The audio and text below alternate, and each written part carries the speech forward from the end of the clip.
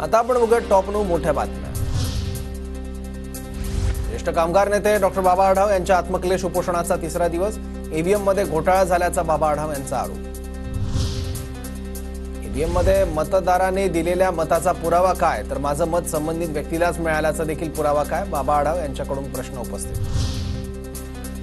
निवडणूक आयोगावर टीका करताना भाई जगतापांची जीभ घसरली। भाई जगतापांकडून आयोगाला श्वानाची उपमा, तर भाई जगतापांचं बोलणं वाचाळवीरांसारखं, प्रवीण दरेकरांचं उत्तर।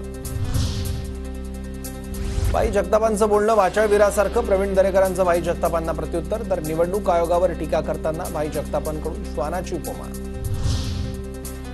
भाई जगताप यांनी निवडणूक आयोगाचा अपमान केलाय, त्यांच्यावर कारवाई करा। भाजप नेते किरीट सोमय्या यांची निवडणूक आयोग मुंबई पोलीस आयुक्तांकडे तक्रार।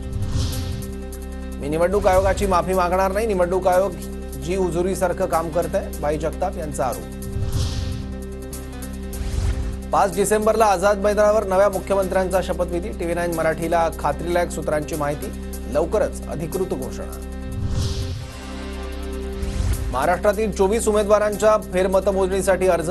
विरोधकांची ईव्हीएम विरोधात राज्यभर मोहीम सुरू, तर काही मतदारसंघात सत्ताधाऱ्यांकडूनही ईव्हीएम पडताळणीची मागणी।